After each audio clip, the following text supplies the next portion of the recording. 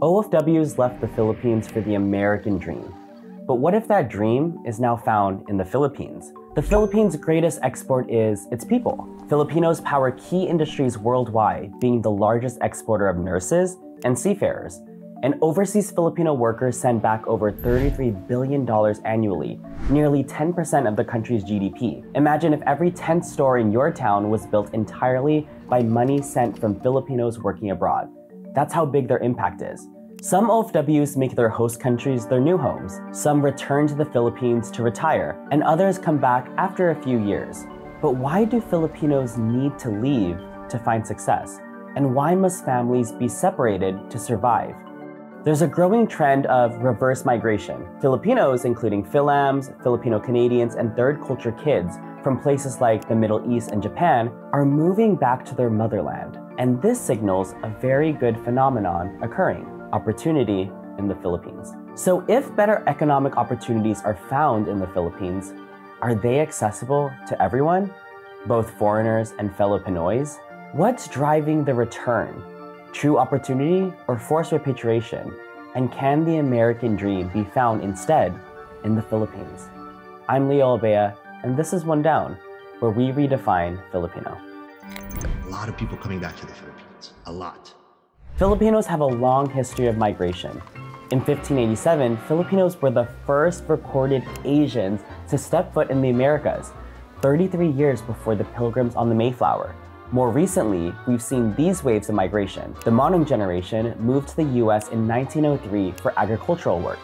After World War II, over 150,000 Filipino healthcare workers were recruited through programs like the 1948 Exchange Visitor Program and the 1965 Immigration and Nationality Act. By the 2000s, the Philippines' GDP grew massively, with many OFWs working as engineers, domestic helpers, and teachers. While some OFWs settle in their host countries, many have reasons to return. Some retire in the Philippines due to the lower cost of living. One OFW mentioned being a dollar earner, peso spender, saying that the average income in the US makes them a millionaire in the Philippines. Others, like Lucy Sanders, found themselves alone in the US. When her husband passed away, Lucy returned to the Philippines to be closer to family. Historical crises like the 2008 Great Recession and the 2020 COVID-19 pandemic have also driven families back for healthcare, safety, and stability. But what if you never grew up in the Philippines? What if you grew up in a third culture at the intersection of being both ex and Filipino, but never enough of either? What does it look like for the children of immigrants to return to their homeland? But it's not just about coming home. It's about addressing why OFWs left in the first place and building something better. There's now a huge opportunity in the Philippines, especially in tech and creativity. Funding for Philippine startups has skyrocketed. In 2018, they raised $440 million USD. By 2021, it was over $1 billion. It's like the early days of Silicon Valley when companies like Apple and Google were first getting off the ground and venture capital began pouring in, transforming the area into a global tech powerhouse. Now, these startup founders are establishing a Sinigang Valley in the Philippines. Why is this relevant to reverse migration? A few reasons. It signals global opportunity, attracting more investment. The US is the 6th largest investor in the Philippines, and it's not just Filipino entrepreneurs benefiting. Businesses like Al Dente Pasta Bar and the beauty brand Tevian, created by an Indonesian celebrity makeup artist, show the diverse interest. 2. Filipino diasporic founders often seek to reconnect with their roots, fueling a movement of returning to the Philippines. This reconnection drives innovation and cultural rediscovery. And 3.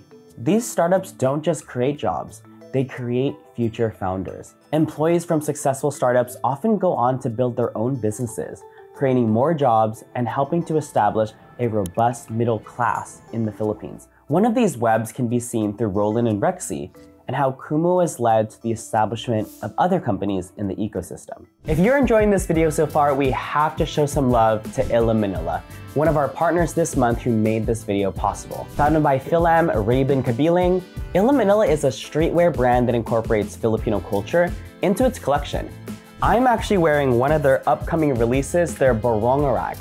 I chose this particular one since it matches One Down's colors. If you want to get your own baronga rack, which will be available in 4 different colors, you need to go follow Illa Manila on Instagram and check out their website, as they will be announcing a drop very soon. Check out our description for more info, and let's get back to the episode. So if better economic opportunities are found in the Philippines, would they be accessible to everyone, both foreigners and Filipinos? We're inclined to say yes, but it's still nuanced.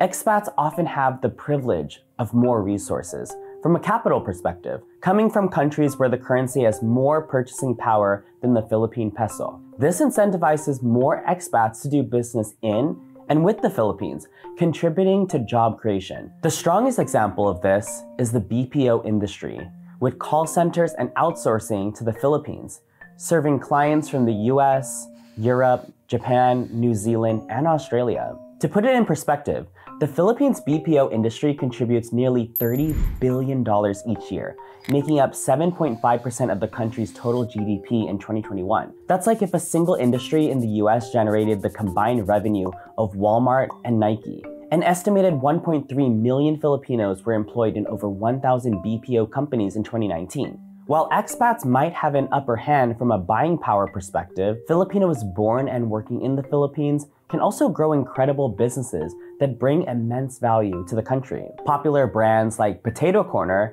which began as a small food kiosk offering flavored fries, and Colorette, founded by Nina Elaine Dizon Cabrera, who dreamed of starting her own makeup brand in college, are prime examples. Other locally built businesses like National Bookstore, Mercury Drug, and Mang Inasal also demonstrate this potential. And while many Philams have the privilege of being born in America, here's another perspective quoted from a Philam. If there's one thing I'd like homegrown Filipinos to remember about Filipino Americans, it's that we're actually in our respective positions because of very similar things. Dire economic issues, poverty, politicians who only act according to their own gain. There's a 1 in 10 chance that you could have been us. 10% of all Filipinos in the world live in the diaspora. You could have so easily been in my position. You could have so easily been me. Filipino Americans are the recipients of an OFW sacrifice navigating a foreign country. Instead of judging Philams or any diasporic Filipinos for what they're perceived to have,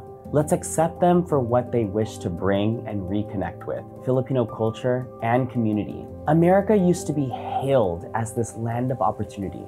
And while there will continue to be large migration out of the Philippines and into different countries, which is overall a net positive for the country, it's safe to say that even greater opportunity exists in the Philippines.